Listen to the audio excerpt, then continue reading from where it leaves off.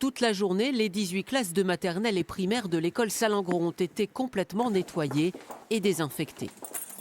Alors, tout ce qui est remonté sur les tables, les pieds ont été lavés, les tables ont été lavées et les fenêtres sont ouvertes pour pouvoir tout aérer et refermer derrière après quand elles auront terminé le nettoyage.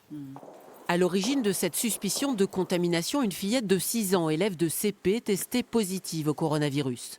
Le maire a été obligé de fermer brutalement l'école. C'était vendredi dernier. 9 enfants auraient été au contact de l'enfant qui avait présenté des symptômes, mais qui visiblement se porte très bien.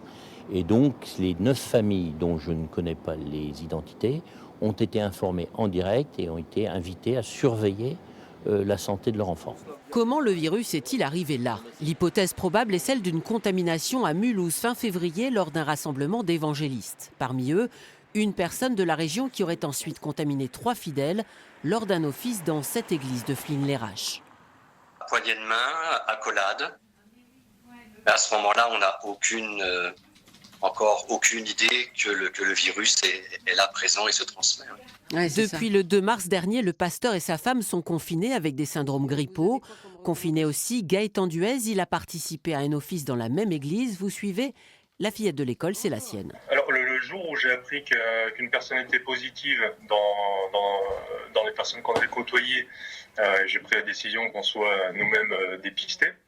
Ma femme présentait une fièvre depuis la veille, donc c'était très récent. Par contre, ma plus jeune fille, qui elle était diagnostiquée positive, présentait absolument aucun symptôme. Depuis, d'autres contaminations à Coutiche seraient parties de la même église, obligeant la mairie à fermer école, médiathèque et salle de sport pour désinfection. Dans tous les cas, jeudi, l'école est ouverte. À Rovarandin, la nouvelle est tombée en fin d'après-midi.